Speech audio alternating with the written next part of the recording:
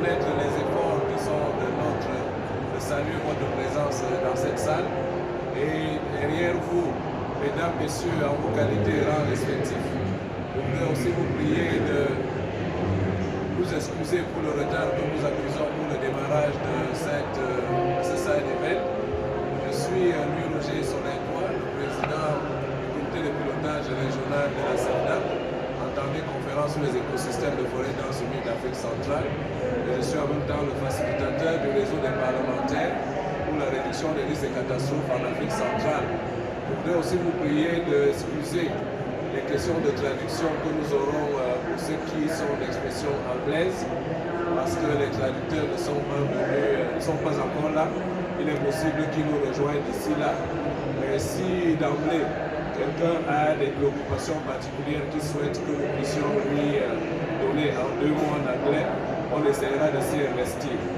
Nous sommes ici réunis parce que nous avons la préoccupation de nous assurer que les variabilités climatiques que nous observons dans la plupart de nos régions, qui mises ensemble pour un ensemble de 10 à 30 ans font l'objet de ce que nous appelons les changements climatiques, ont toujours affecté nos communautés qui sont les plus vulnérables. Si la communauté internationale, en définissant à Bali le plan d'action qui, avec ces 5 piliers que sont la mitigation, l'adaptation, le renforcement des capacités, le transfert des technologies et les finances, nous ont amené dans des efforts de négociation à adopter en 2015, en 2009, qu'est-ce que c'était en 2011, l'accord de Paris, lors de la COP 15, il reste que des efforts doivent être mis en œuvre pour son opérationnalisation. Et dans le cadre de cette opérationnalisation, une chose est de discuter, une chose est de négocier, et l'autre est surtout de comprendre et de savoir qu'on ne négocie pas avec le climat. Avec le climat, il faut agir. Et agir, c'est mettre en œuvre des actions qui amènent les communautés à être moins vulnérables, qui amènent les communautés à trouver dans leur savoir-faire, dans leurs efforts d'adaptation, des possibilités de réduire leur niveau de vulnérabilité, des possibilités d'améliorer leur niveau de résilience. Nous avons aujourd'hui 3 représentants des communautés qui vont, en leur niveau, autant au niveau du Burundi que de l'Algérie et de la RDC, nous donner leurs expériences en matière d'efforts qu'ils mettent en œuvre pour que l'action climat en faveur de la réduction de la vulnérabilité, en faveur de l'amélioration de leur niveau de résilience, puisse être un vécu tel que lorsque nous négocions, lorsque nous sommes en train de chercher à trouver les voies et moyens pour la communauté internationale de mettre ensemble des efforts, que la résilience ne soit pas un slogan, que la résilience ne soit pas un fonds de commerce, mais plutôt que ce soit un vécu tel que leurs expériences peuvent être des idées qui peuvent être partagées par les uns et les autres qui se sont donné d'efforts dans leurs agendas de trouver la place pour assister à ce side event. Alors, je voudrais, avec votre permission, donner tour à tour la parole à l'honorable Vital Balanzé.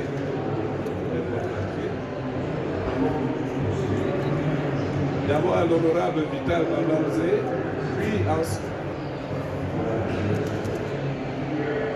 qui est le coordonnateur de l'UNIPROBA au Burundi et aussi un responsable dans le bureau du REPALEA. Ensuite, ça sera le tour de Madame Bachir Zahia Amadou d'Algérie, qui est la présidente de l'association Environnement, représentante des peuples de l'Afrique du Nord au niveau de l'IPAC. Et enfin, mais non pas des moindres, je passerai la parole à M. Patrick Saidi, qui est le coordonnateur national de la DGPA en RDC, la DGPA étant la structure qui porte les questions des peuples autochtones, et lui aussi il nous développera le thème en termes de peuples autochtones, pygmées et résilience en RDC. Alors sans plus attendre, tout en vous remerciant encore de vos efforts de patience, je voudrais passer la parole à l'honorable Vital. Merci, honorable président de la séance, de m'accorder la parole. Mesdames, Messieurs, les participants à cet atelier, Mesdames, Messieurs les directeurs généraux qui ont venu au sein de ces activités venant du Burundi, tout le protocole est observé. Bonjour encore une fois. C'est pour nous un grand honneur, mais avant de commencer, before I start, we would like to apologize from our friends who are English speakers. We've been told that the interpreters are going to come here in a short of time. Maybe we can wait, but if they are not there, we are not going to try to give you the summary in English. I hope they are going to join us shortly.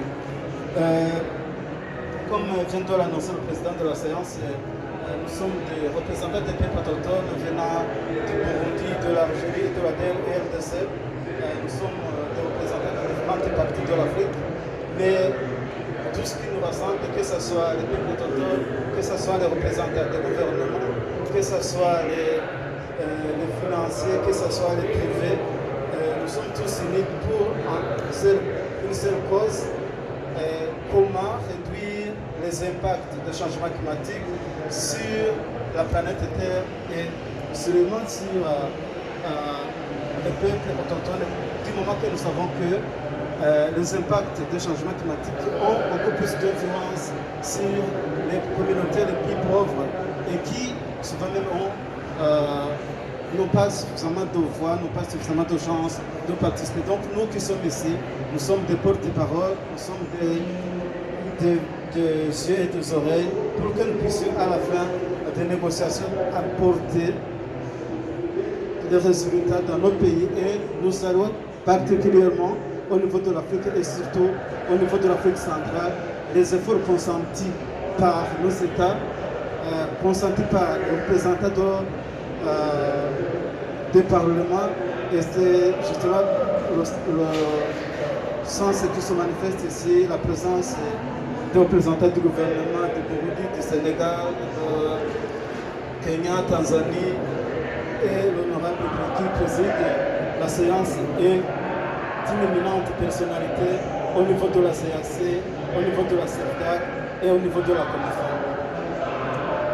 Pour ce qui nous concerne en tant que représentant de la communauté Batois, nous avons voulu présenter quelque chose sur l'amélioration de la résilience des communautés Batois face au changement climatique, mais en situant les Batois justement dans un cadre beaucoup plus général au niveau de l'Afrique centrale et au niveau de l'Afrique d'une façon générale et je pourrais même dire au niveau international en tant que peuple, je dirais autrefois marginalisé, mais nous ne pouvons pas continuer à crier ou à privilégier disant que nous sommes vulnérables, nous sommes marginalisés, nous sommes victimes du changement climatique. Il faut qu'il y ait des efforts que nous devons impérativement déployer afin de montrer que nous avons une voix, nous avons un effort et nous avons une contribution qui va dans le sens de réduire ces impacts de changement climatique, non seulement sur nos communautés, mais des efforts qui vont dans le sens de protéger l'humanité tout entière.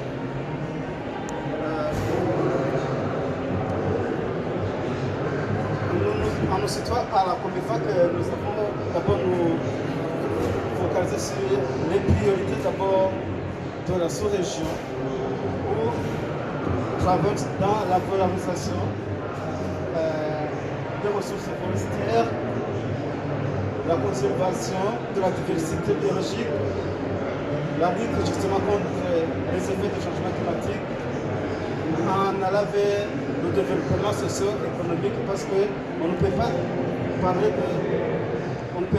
parler de changement climatique sans parler de développement socio-économique qui est le pilier des activités de la Comifa, justement en s'appuyant vers la recherche et le financement, les formations pour renforcer les capacités et surtout la communication et la sensibilisation de différentes parties prenantes. Étant une organisation des peuples autochtones de l'Orépaliac, qui est le réseau des peuples autochtones et la communauté locale pour la gestion durable des écosystèmes forestiers d'Afrique centrale, nous avons pensé que nous ne pouvons pas travailler en tant que secrétaire au Burundi, au Rwanda, en RDC, Sao Tomé, donc tous les pays qui forment l'Afrique centrale. Mais il fallait donc trouver un moyen d'élaborer un plan stratégique, lequel plan stratégique va adresser les différents défis.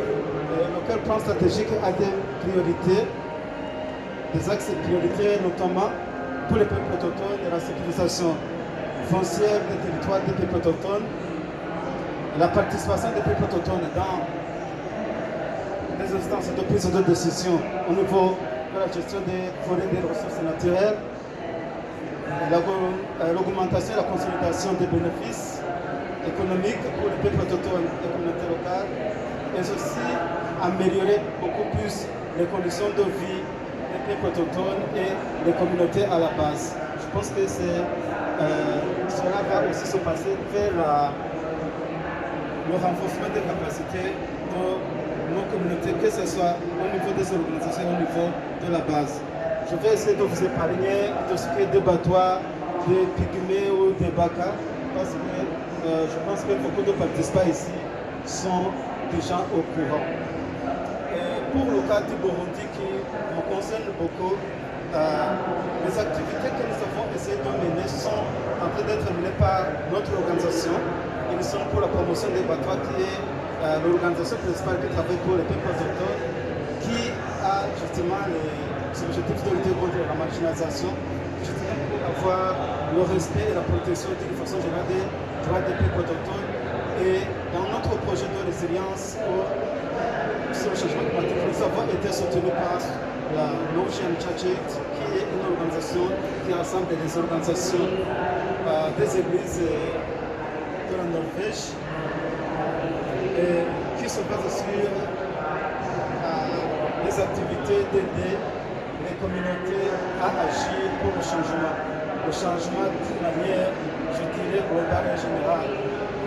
Et il faut qu'il y ait un rapprochement des communautés pour qu'il y ait une justice, je dirais, équitable, une justice mondiale, en explorant justement de nouvelles façons de collaboration entre les États, les communautés et le secteur privé. Dans nos objectifs, le projet avait pour but d'appliquer les normes minimales d'atténuation face au changement climatique, surtout en allant vers la gestion des terres et surtout exploiter les terres pour rendre beaucoup plus les communautés moins vulnérables à lutter contre la pauvreté.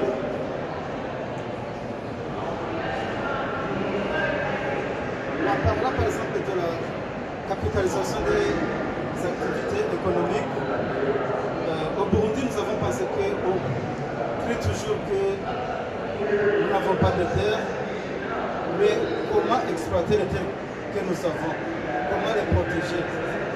Et en passant par la production agricole, nous avons par exemple vu que, passant par le manioc qui est la plante qui est beaucoup plus consommée au Burundi, mes collègues ne peuvent pas le nier parce que la pâte est beaucoup plus consommée, on peut manger le manioc cuit, on peut le cuire.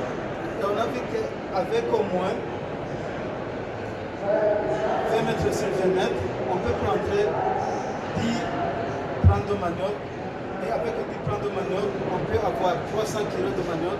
Et la récolte, là, on peut manger et vendre. Et donc là, plus de familles et battoirs qui sont touchés par le projet peuvent au moins subvenir à leurs besoins alimentaires. Dans le même projet, nous, les peuples autochtones, nous sommes au Burundi côtier. En exploitant l'argile, on laisse des trous, et lesquels trous pose aussi des problèmes au niveau environnement. Et là, c'est pourquoi nous avons pensé à produire, en utilisant les produits argileux, à produire des foyers améliorés. Lesquels foyers améliorés utilisent peu de bois qui sont utilisés par différentes communautés.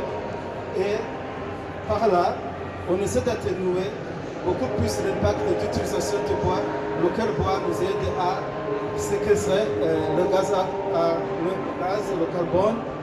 De là, on peut beaucoup plus espérer à atténuer les impacts du changement climatique en utilisant les foyers améliorés qui utilisent beaucoup moins de bois. Et puis là, en vendant les foyers améliorés par les communautés autochtones qui sont touchées par le projet, ils y gagnent beaucoup plus d'argent. Et cet argent-là est utilisé pour acheter de la nourriture, envoyer les enfants à l'école, payer les frais de scolarité. Et là, il y a un gain de confiance au niveau de la communauté. Il y a aussi l'estime de soi qui s'installe.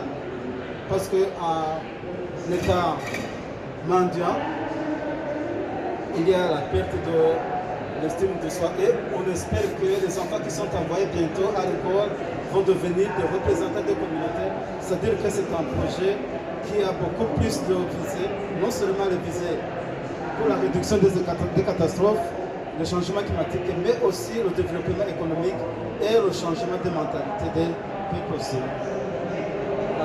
J'essaie d'aller vite parce que, comme je l'ai déjà souligné, il y a le remplacement de certaines activités. Étant chasseur-cueilleur, maintenant, en faisant d'autres activités de changement climatique, on devient éleveur, on peut s'acheter des chèvres. Donc il y a un remplacement de la chasse par l'élevage. Il y a la cueillette qui est remplacée par l'agriculture. Et il y a aussi la poterie traditionnelle qui est remplacée par la poterie moderne verte avec les fours et les foyers améliorés.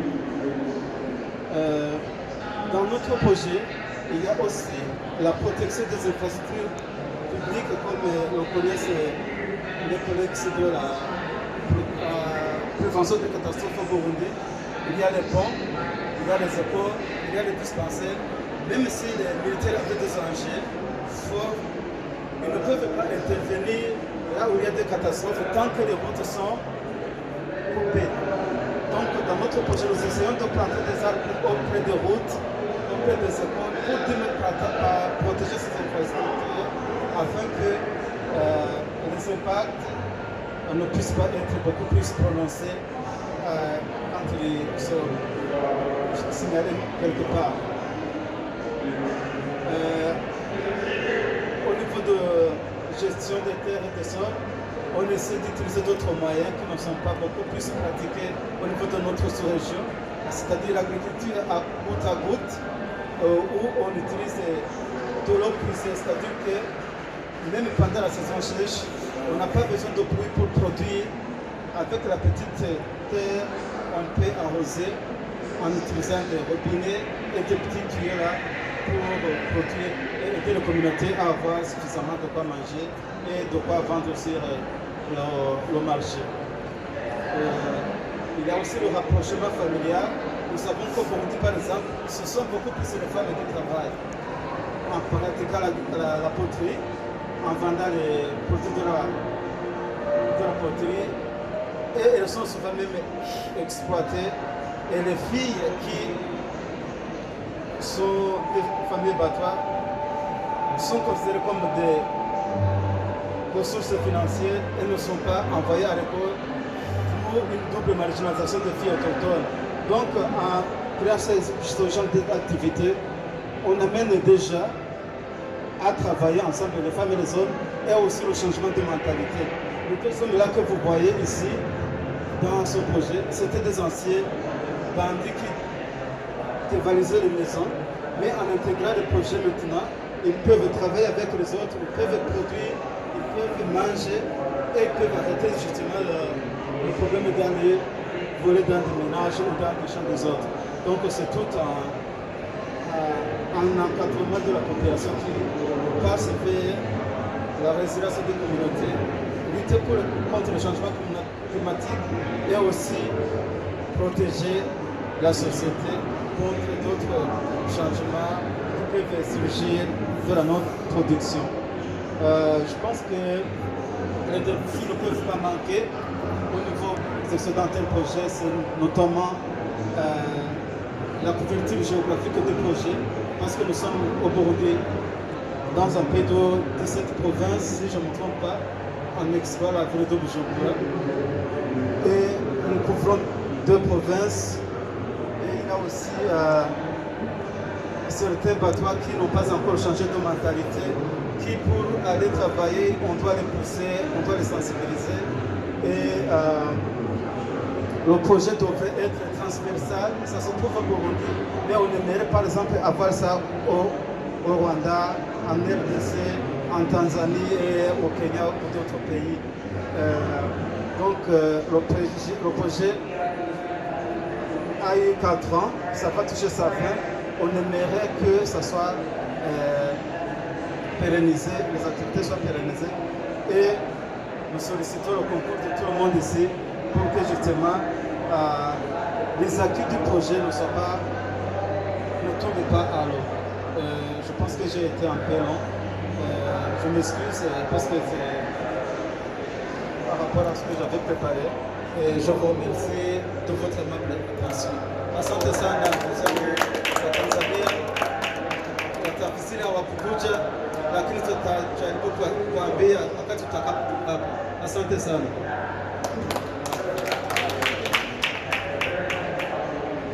Thank you very much. Continue to apologize because the traductors are not yet there. If I have to do a small summary of what Honorable Vidal has said, first of all, he expressed the wishes that we need to reunite as to fight against climate change. As for that unity, he was concluding asking Norwegian church aid to put most funds as for the project he has presented to cover all the country of Burundi and to go across Burundi, because with that project many has been done as to improve resilience for their communities and as to also be able to anticipate concerning all climate issues. From adaptation, they are also doing mitigation because they are planting trees, they are growing from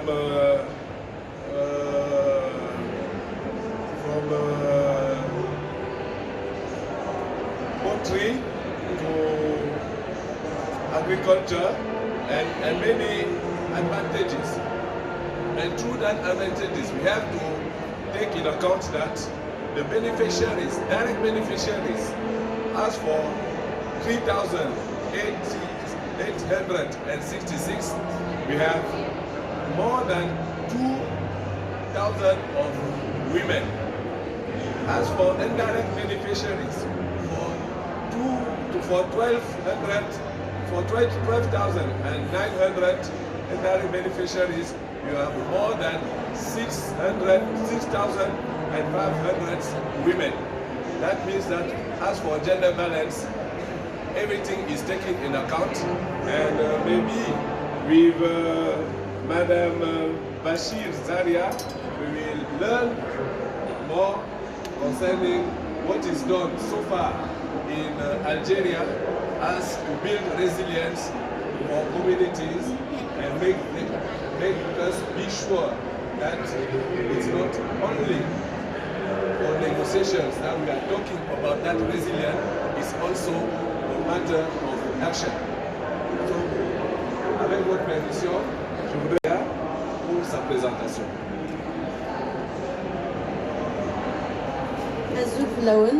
C'est bonjour dans ma langue maternelle. Alors, je suis Zahia Bachir, je viens d'Algérie, je suis Amazir, je représente le peuple autochtone.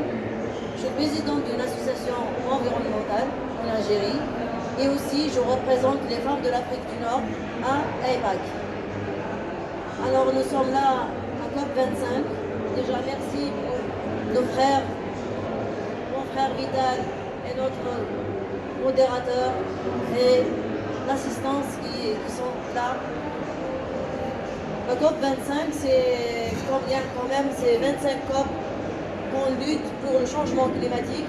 Chacun doit lutter dans sa communauté, chacun doit lutter dans son coin pour pouvoir y arriver à un résultat, pour pouvoir sauver le monde. Parce que là, on dit que la planète est en danger. Cela veut dire que la planète elle est en danger, nous qui sommes à l'intérieur, on est en danger. On doit trouver des solutions, des résolutions.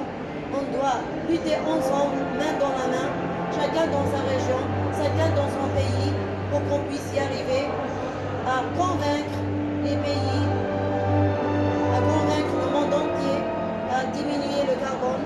Et c'est l'objectif des négociations des COP. Là, je vous donnerai juste un petit exemple d'un village que j'ai réalisé avec mes amis de l'association dans ma région, dans ma communauté, Amazir. Là, j'ai fait un défi auquel je commençais en 2012. C'était un petit défi que je me suis dit parce que je pars un peu partout au monde et pourquoi pas que ma communauté aussi va bénéficier de mes connaissances. Alors j'ai demandé à la communauté de faire ce projet. Le tri et le compost, c'est des technologies nouvelles pour les pays que je ose dire tiers-mondistes où on n'a encore pas moins de technologies par rapport à d'autres pays qui nous devancent. Alors, mon expérience,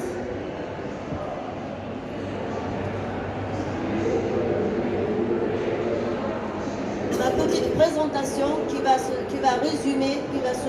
résumer, je vous donnerai une petite expérience que j'ai vécue localement dans ma région autochtone Amazir. Alors, j'ai demandé à ma communauté, comme nous sommes dans un village autochtone, j'ai commencé par faire, c'est l'appellation de mon village, de ma région.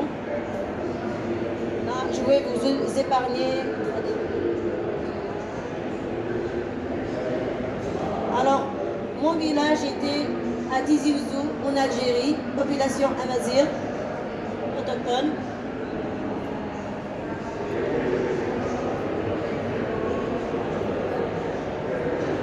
Là, alors là, je vous épargne pour ne pas prendre autant de temps. Alors, je vous parle un petit peu sur l'histoire du village. On a des comités autonomes, on a des comités du village. Alors là, c'est par exemple dans mon village, si on peut faire quelque chose, on doit toujours demander l'autorisation au chef de village. Cela veut dire, quand j'étais bénévole pour faire ce projet pour l'environnement, j'ai demandé l'autorisation au chef de village qui m'ont donné l'autorisation. Et comme vous le savez, pour la femme, c'est pas facile de s'intégrer vraiment dans nos sociétés. J'ai rassuré le comité de village que je vais y aller.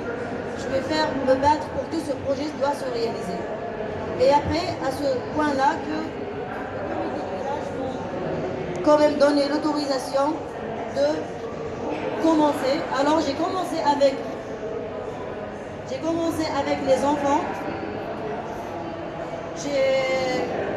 J'étais en train de sillonner les routes de mon village à ramasser tout type de déchets qu'on a chez nous. Cela veut dire pour peser, pour voir quels sont les déchets qu'on a chez nous pour pouvoir trouver des solutions. Et entre-temps, quand je pars dans nos villages, nos ruelles avec les enfants, je leur donne des cours sur l'environnement. Je leur pose toujours des questions. Pourquoi vous faites ça? À quoi ça sert de ramasser? À quoi ça sert de travailler sur l'environnement? Alors là, notre village aussi a un code, a des lois du village. Nous sommes un tout petit état dans un état. Cela veut dire qu'on est très organisé. Notre village, il est un peu très organisé. Puisqu'on a un comité, il y a des lois du village qu'on ne doit pas passer, qu'on ne doit pas dépasser. Cela veut dire on vote ces lois internes. Si là je vais vous épargner parce qu'il y a autant de lois. Dans mon village, j'aurais aimé de partager avec vous, mais le temps ne me permet pas.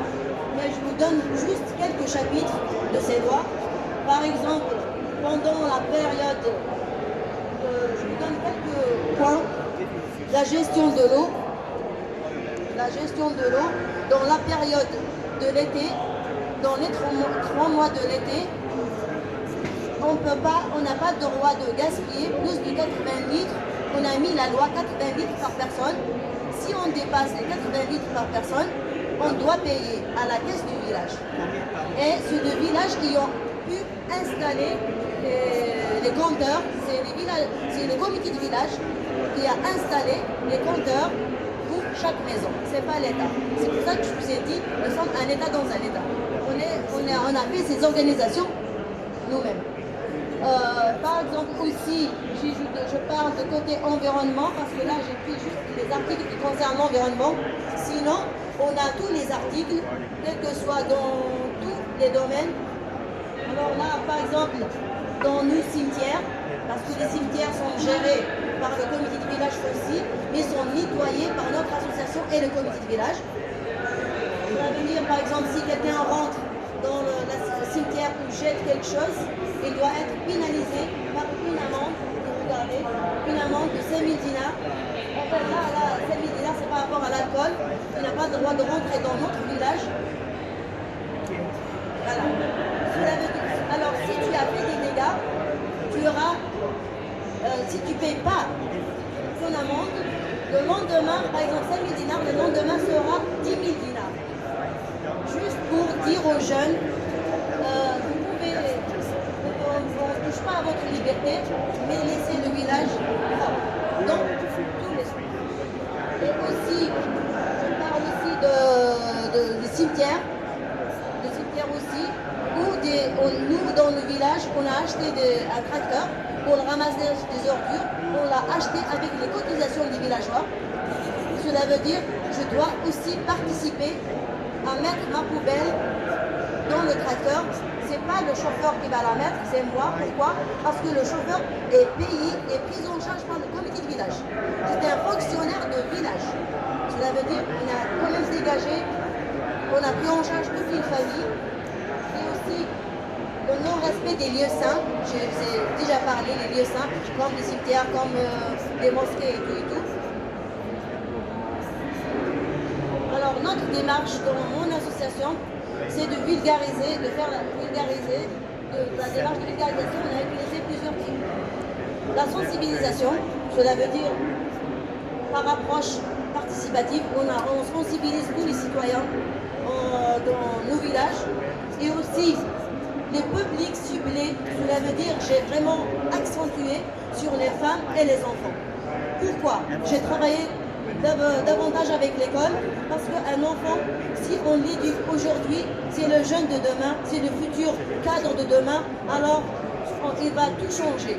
C'est lui qui va porter notre village haut et fort, et il va quand même changer les traditions. S'il n'était pas contre, s'il était en train de faire les déchets par terre, nous on l'éduque. Éducation environnementale, on a vraiment investi les enfants et les femmes. Mais pourquoi la femme?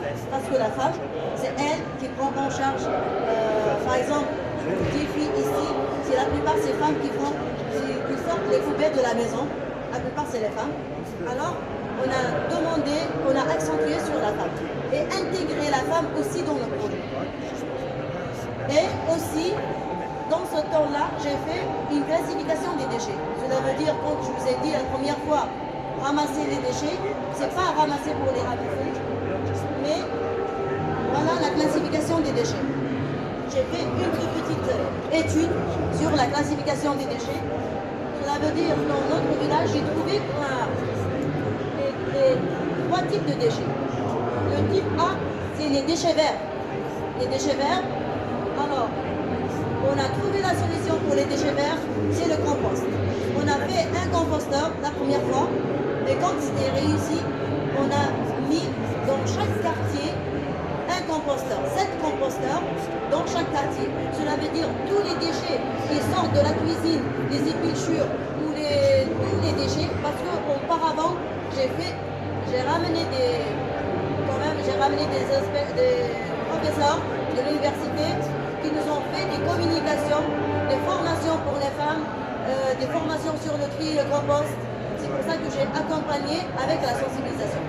Les DGB, c'est tout ce qui est plastique, papier, verre, métal. Et le plastique et le verre et le métal, ça part directement. On a mis des bacs à ordures avec des autocollants. Dans chaque quartier, on met plusieurs bacs à ordures pour le plastique, pour le papier, pour le verre et pour le métal.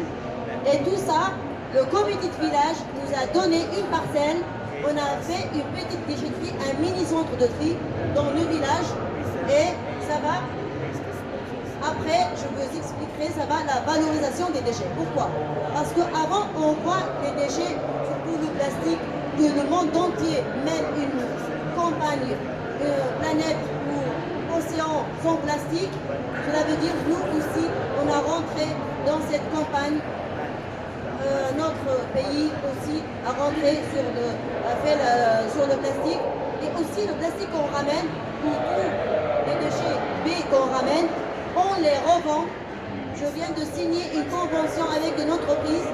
Cela veut dire quand même, avant c'était des déchets, maintenant on ne parle plus des déchets, on parle de gisement et on parle de l'argent.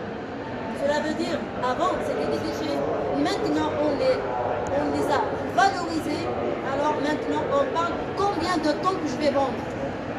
Imagine, notre objectif, l'environnement, et maintenant aussi on gagne de l'argent de l'environnement.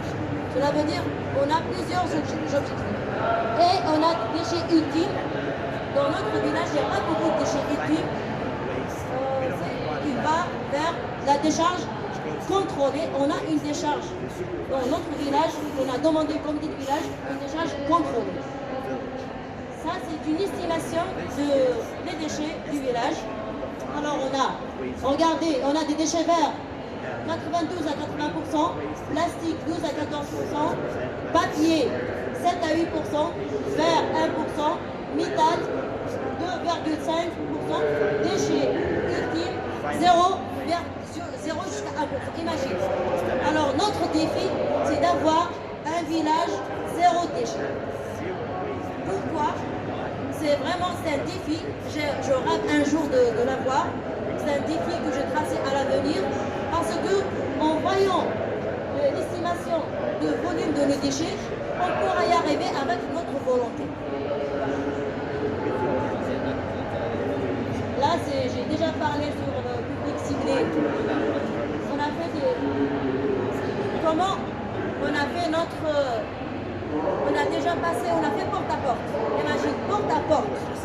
Tous les villageois, on a fait porte à porte. Et aussi, les enfants et les femmes, on ramène des conférenciers. Presque chaque 15 jours, chaque week-end, des conférenciers. Et on a ciblé aussi tous les habitants. Et en 2014, on a participé à un concours.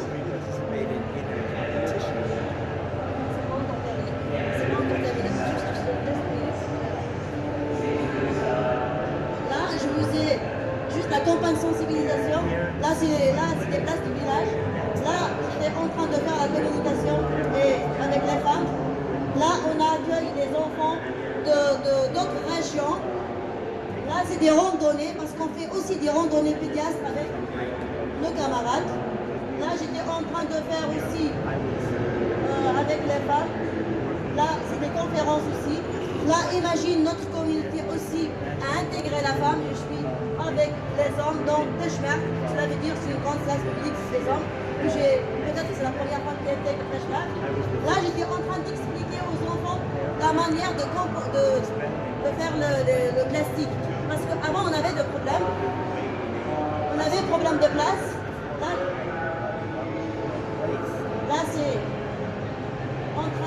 travailler avec les enfants. Là aussi, c'est des randonnées, c'est fête du village ici. Là, on a fait reboisement de 500 arbres. Et l'arbre la plus connu en Kabylie, en Amazir, c'est l'olivier. Là, c'est, imagine, c'est une année. On a mis un arbre, un enfant. Alors chaque arbre qu'un enfant va planter, on va lui mettre son nom. Et l'arbre va grandir et l'enfant va grandir avec. Là, c'était des autocollants qu'on a mis dans le village pour que les citoyens, sensibilisation aussi. Là, vous avez les bacs à ordures, là c'est les composteurs. On a acheté une presse à balles. Avant, on fait avec la main, mais maintenant, on a acheté une presse à balles pour faciliter. Voilà les déchets qu'on a. Avant, ils étaient des grands déchets éparpillés et maintenant organisés et prêts à vendre. Le type de... Voilà, c'est un composteur, la première expérience. Là, c'était la vente. Imagine, avant, on était comme ça, mais après, on a acheté la machine. C'était pour maintenant... C'est la convention que je viens de signer avec une grande entreprise de récupération de déchets. Là, c'est des résultats qu'on a fait dans notre village. Je vous ai déjà parlé sur le tri, et tout le stockage a été donné par le citoyen. Juste quelques photos que je vais vous montrer pour voir réellement une minute pour voir quelques photos de la réalité de ce projet. Je vous ai dit en 2014, je vous ai dit en 2014, on a participé à un concours. C'était un projet de changement climatique. J'ai fait un défi, un changement climatique. Là, c'est le reboisement avec notre association Alma Vert, avec les enfants, avec les forestiers, la participation des enfants toujours. C'est le reboisement qu'on fait dans le village, avec les écoliers. Là, c'est des conférences. Juste montrer quelques travaux qu'on fait. On a eu le prix le village le plus propre en 2014. Et maintenant, je travaille avec d'autres villages. Tous les villages à côté, je fais des conférences sur le tri, le compost, pour que, voilà notre centre de tri, les composteurs, enfin quelques photos du village, parce qu'on fait aussi dans l'embellissement de notre village ici. Là, c'est notre professeur, c'est l'histoire du village, voilà. J'ai ma place. Quelques projets qu'on a réalisés dans notre village. Je voulais juste vous montrer, parce qu'on ne parle pas pour en parler, mais pour voir la réalité. Là, c'est des enfants qu'on a fait participer avec, ils ont eu toujours le premier prix. Voilà. C'est des ateliers que j'ai organisés sur le changement climatique. Voilà. Là, c'est des plats traditionnels aussi. Là, c'est ma fille qui est en train de créer et de connaître deux types de tri maintenant. Là, je fais des conférences pour les femmes dans d'autres villages, nettoyage des villages. Je vous ai juste intégré quelques photos.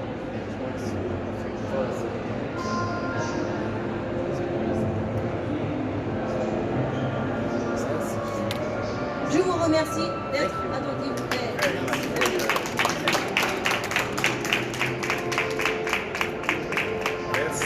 National de la DGPA à RDC.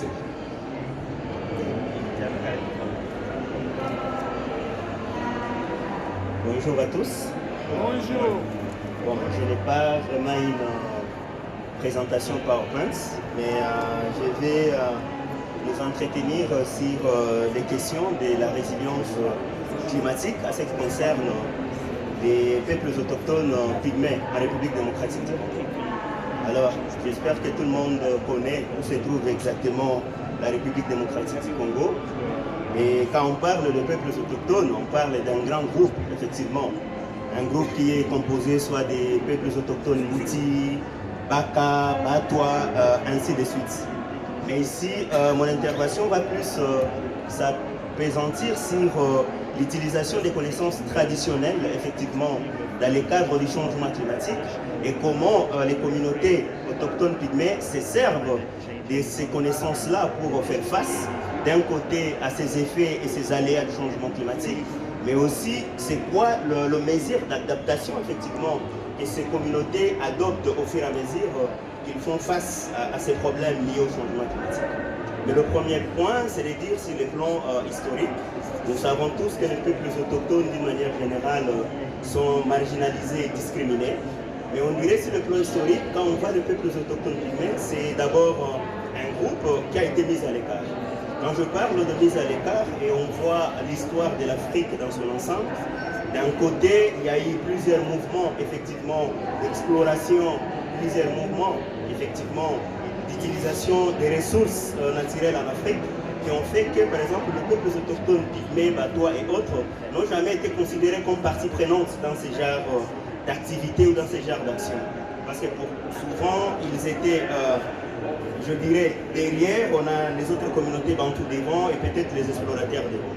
Et quand on arrive au mouvement de la colonisation pendant l'époque coloniale, effectivement, avec l'exploitation des ressources, parce qu'on parle de peuples autochtones pygmées, en principe, ils vivent dans des espaces forestiers. Et pendant cette période, on a vu que ces espaces forestiers ont subi beaucoup de menaces en termes des activités anthropiques. Parce que là, on a parlé de l'exploitation, l'implantation des plantations de palmerains pour l'exploitation d'huile de palme. Il y a eu beaucoup d'activités, beaucoup d'exploitations en ce qui concerne le caoutchouc.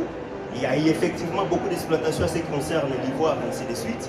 C'est autant d'activités, effectivement, qui ont impacté la forêt, qui était la zone de vie par excellence de ces peuples autochtones pygmées. Et à côté de ça, il y a eu l'expansion de l'agriculture suite aux pressions démographiques. Il s'est ajouté aussi toutes ces questions liées à l'exploitation industrielle du bois. Donc, autant d'activités qui ont impacté effectivement le mode de vie déjà de ces communautés, qui ont changé ou transformé effectivement les biotopes ou les territoires traditionnels ancestrales de ces communautés. Et qu'est-ce que cela avait comme conséquence? Parce que souvent, quand les autochtones pygmées sont dans leur forêt, donc là, j'essaie un peu de simplifier les choses, quand ils sont dans la forêt, nous savons tous qu'on parle de peuples nomades. Mais ce nomadisme est dit déjà à leur mode de vie et à la perception déjà de l'environnement dans lequel ils vivent. Parce que s'ils sont dans un espace qui subit des menaces, qui se fait attaquer suite à des activités extérieures à leur propre tradition, ces communautés optent déjà comme première option de résilience et de l'adaptation, c'est un déplacement. Et là, on parle d'un déplacement cyclique qui se fait en tour, donc ils peuvent quitter le point A vers le point B pour revenir vers ce point A peut-être 10 ans.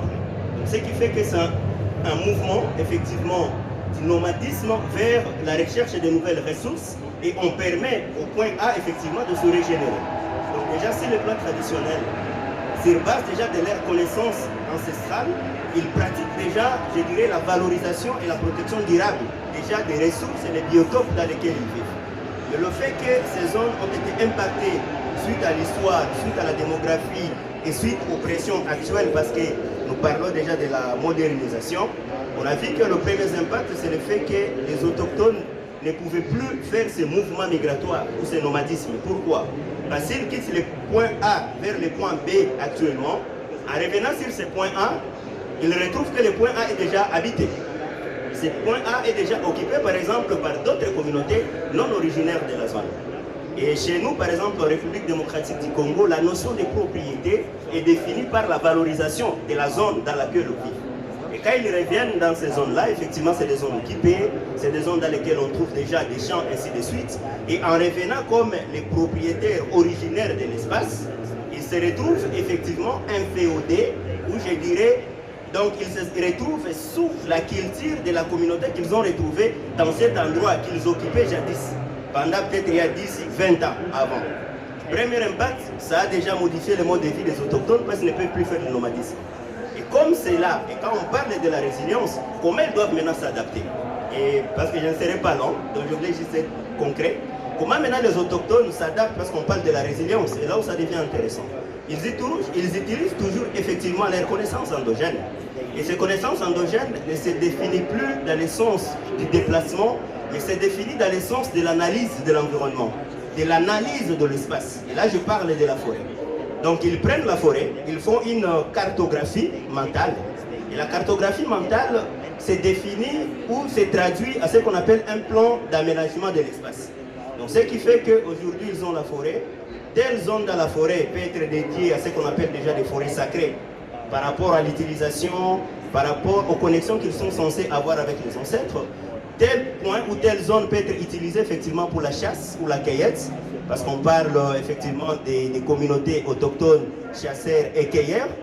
Tel espace effectivement peut être exploité dans voilà, l'utilisation de tout ce qu'on peut avoir comme champignons, chenilles et de tout ce qu'on peut avoir par exemple comme miel dans ces zones-là. Donc ce qui fait que non seulement ils ne font plus le nomadisme, mais ils ont développé une nouvelle approche de survie tout en s'adaptant effectivement à la forêt et à ses écosystèmes.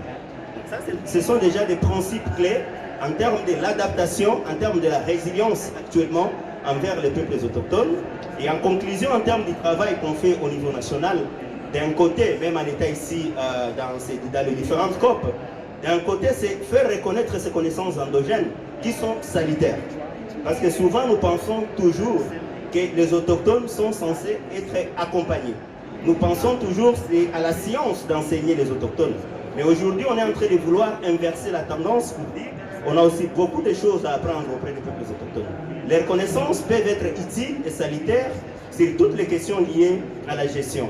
Et comment on arrive à sécuriser ces connaissances au-delà de l'intégration des autochtones dans des forums, dans des colloques et autres. L'objectif, c'est aller vers la définition des mesures législatives qui arrivent effectivement non seulement à reconnaître, mais à garantir ces connaissances-là. Et au niveau pays, c'est de voir comment ces connaissances, comment ces traditions, comment ces terroirs ancestraux, on arrive effectivement à les intégrer dans différentes réformes qui se passent au niveau peut-être de l'Afrique centrale. On parle des différentes réformes de l'aménagement du territoire, il y a des réformes forestières, il y a des réformes foncières, ainsi de suite. Mais comment on arrive effectivement à placer ces connaissances-là dans les aspects sectoriels? Et c'est la même chose qu'on demande à l'État, par exemple ici, dans la COP25. Comment ces différents accords qui sont signés, on a déjà parlé de l'accord de Paris, comment ces outils législatifs internationaux, régionaux et nationaux arrivent à intégrer effectivement ces connaissances-là. Parce qu'actuellement, malheureusement, la lutte qu'on a menée pendant plus de 20 ans se limite et se définit en termes de la participation. Ah, les autochtones étaient là, on a vu les autochtones. Or qu'on doit dépasser l'aspect de la participation et de l'implication, mais c'est de l'inclusion totale. C'est la prise en compte des connaissances, mais comment on travaille ensemble dans l'unisson en termes de la définition de ces connaissances-là sur le plan de stratégie. Parce que ça peut nous être tous utiles à ce qui concerne la résilience et à ce qui concerne l'adaptation dans laquelle la plupart des pays africains sont censés s'inscrire pour faire face effectivement à toutes ces questions liées au changement climatique. Merci. Merci Patrick, merci pour toutes ces bonnes informations qui nous amènent une fois de plus à comprendre l'intérêt pour la lutte contre les changements climatiques de prendre en compte les connaissances et les savoirs traditionnels. Car une chose est pour le GIEC de produire un rapport à partir duquel les négociations sont faites, une autre est de reconnaître que les efforts menés, mis en œuvre par les populations et les peuples autochtones sont d'un apport certain et contribuent certainement à la stabilisation du climat mondial par la conservation et la gestion durable de nos ressources forestières.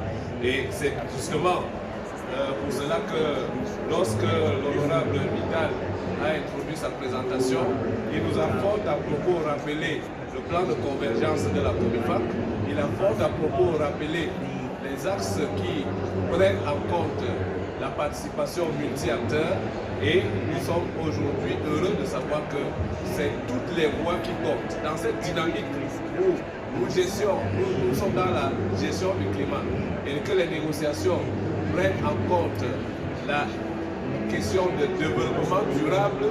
Nous devons savoir que la mise en œuvre des ODD se fera avec toutes les parties prenantes et toutes les voies communes. Les voies qui vous ont parlé aujourd'hui sont des voies d'abord des peuples autochtones, certes, mais aussi les voix féminines, les voix des sans-voix, les voix qui vous disent avec nous, on peut faire mieux. Et dans les efforts de présentation qui ont été faits, je suis sûr qu'il y a quelques lacunes, quelques points d'ombre qui demeurent encore. Et pour les étayer, pour mieux éclairer certaines de vos lanternes, je voudrais, si le temps nous le permet, passer la parole à 2 ou 3 personnes qui le souhaitent pour adresser leurs questions, soit à l'honorable Vital, soit à Madame Zaria, soit à Monsieur Patrick. La parole est à qui vous la parole. Oui, Monsieur le DG.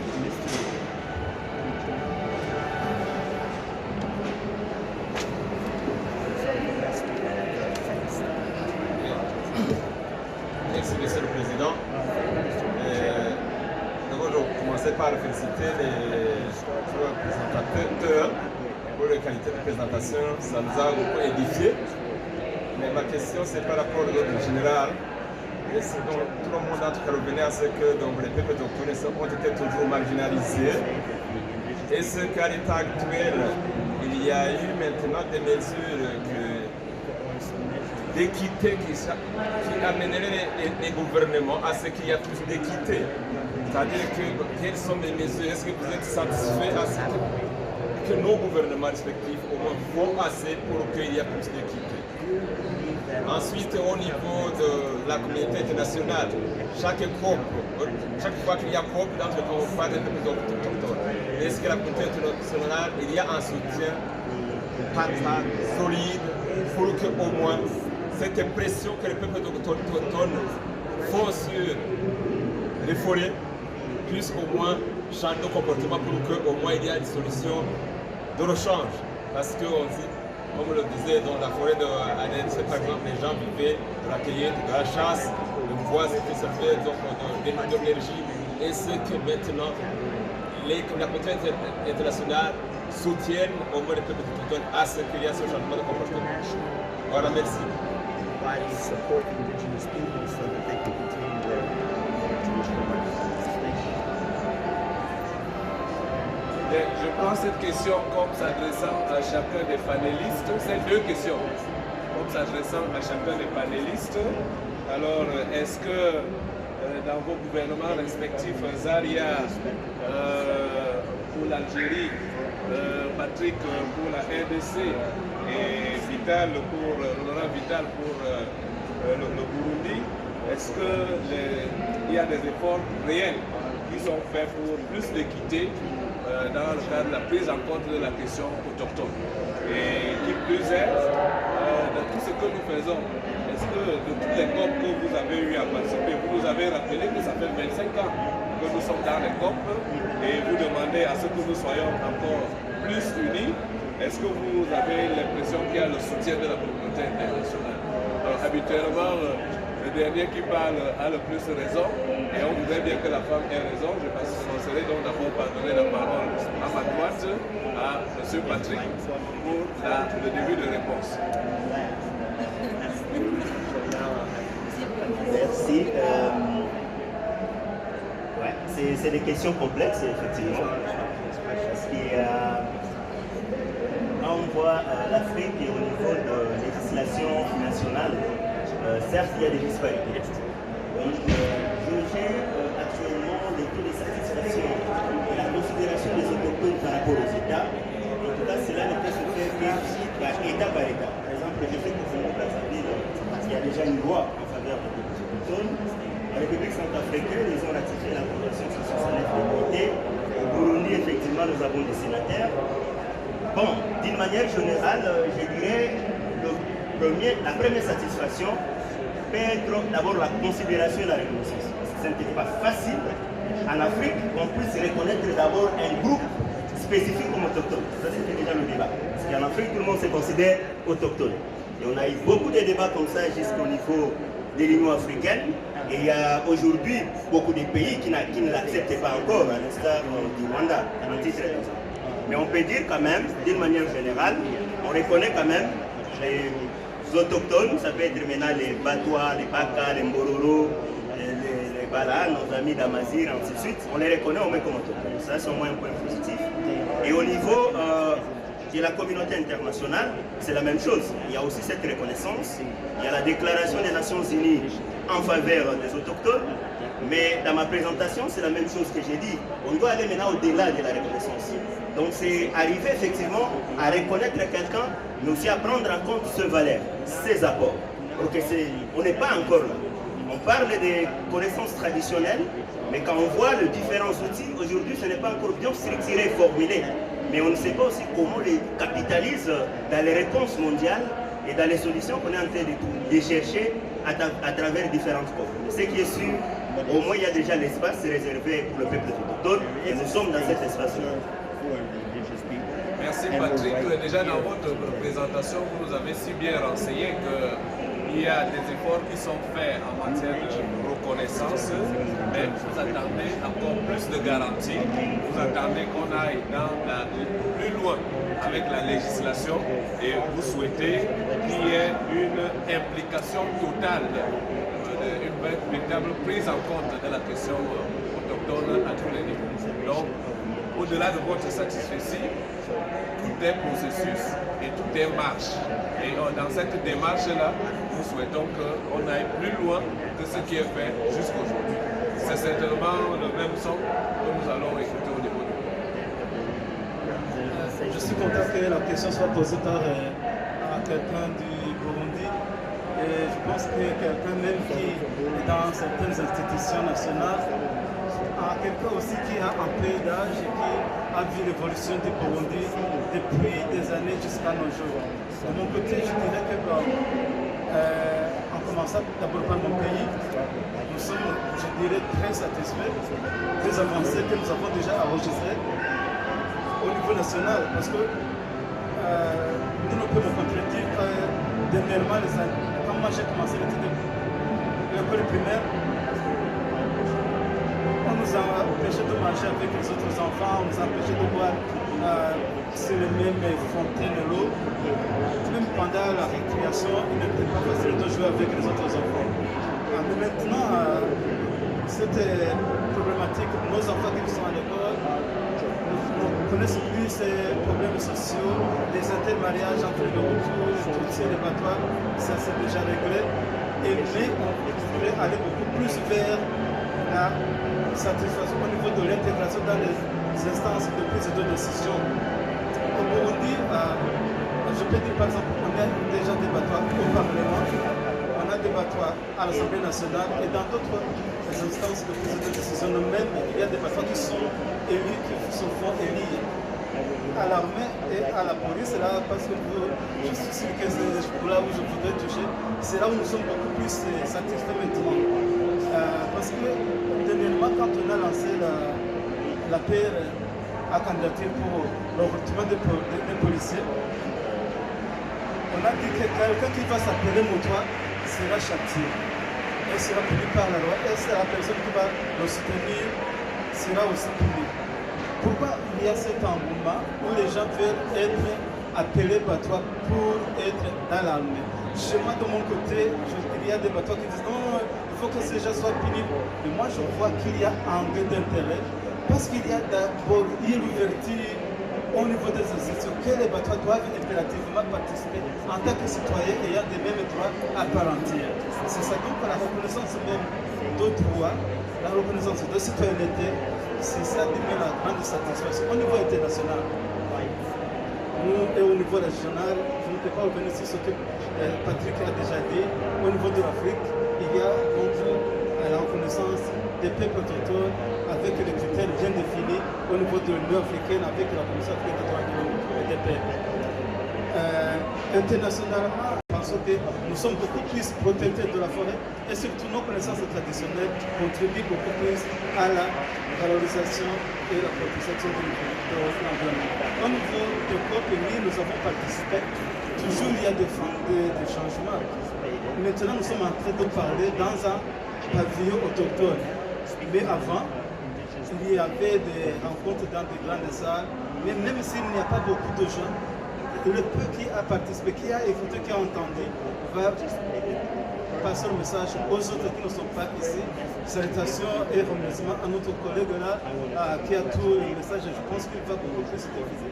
Si honorable Soleil ici, président et personnalité éminente de la COMIFA, que c'est là, que Parlement, de l'Afrique centrale, tout ça là, se permet de venir ici pour présider une réunion des peuples autochtones. Pour nous, c'est déjà grand et nous sommes sûrs que le Parlement déjà de la région est déjà informé. Merci. Merci pour la question qui me va droit au cœur. Et moi, ma réponse sera plus que politique parce que c'est la vérité du terrain. Si je vois au Burundi, je vois notre frère avec son badge rose et qui est avec nous et pas qui peuple autochtone, je lui dis toujours bravo. Et bravo au pays qui est des organisateurs qui travaillent au niveau local. Je vous assure, si ce n'est pas l'instance internationale, l'ONU ou d'autres ONG internationales, vous ne verrez jamais aucun Amazir ici. Alors là, avec mon drapeau, actuellement en Algérie, tu sors avec mon drapeau, il y a 125 de mes frères qui sont au présent, à qui je rends hommage aujourd'hui de Madrid. Alors, l'Algérie, le pays qui a ratifié toutes les lois qui existent dans le monde, mais l'application, désolé mes frères, aucune application, aucune association locale, Amazir, soutenue par le gouvernement. Je vous ai dit, en 2014, j'ai eu le village le plus propre. Il y avait 4 ministres qui étaient là, qui nous ont dit félicitations. Mais on est où la suite? Parce que je suis Amazir, je ne suis pas arabe et je ne suis pas contre aucune langue ou aucune population. Je me défends en tant qu'Amazir pour mon intégralité, soit locale ou internationale. Cela veut dire que c'est pour ça que je vous ai dit, vous aurez une réponse politique. L'Algérie est présente ici. Mais on se croise dans les couloirs. Des fois, on se dit peut-être bonjour. Mais on ne se réunit jamais. Et quand j'ai vu le gouvernement Burundi qui sont en train d'appuyer notre frère Vidal, j'ai eu les larmes aux yeux. J'aurais aimé que mon pays soit là avec moi. Parce que mon expérience, ça va quand même, ça va donner une expérience pour tous les Algériens. Il n'y a pas que pour Imaziron. Je suis Amazir et fier de mon pays. Voilà. Et je vous remercie. Merci beaucoup. Merci à Almaver. Merci à Uniproba. Merci à DGPA RDC. Merci surtout à vous tous. Merci monsieur le DG et monsieur le DGA. Merci à vous tous qui nous avez donné la peine de nous retrouver. Certainement que le temps nous fait défaut, mais les conversations, les entretiens peuvent continuer en bilatéral. Nous retenons toutefois qu'avec des expériences locales, il est possible de ne pas faire de la résilience un slogan, encore moins un fond de promesse pour les négociations, mais plutôt d'avoir des expériences locales qui donnent de la visibilité à ce que font les communautés et donc de pouvoir mieux encadrer ces communautés pour que les changements que nous voulons soient réels, effectifs et que le monde de demain soit effectivement celui que nous voulons pour un réchauffement qui est maintenu en dessous de 2 degrés Celsius par rapport à la mise en œuvre de nos contributions déterminées au niveau national avec la contribution de tous les acteurs et notamment des peuples autochtones. Je vous remercie pour votre bienveillance et votre attention.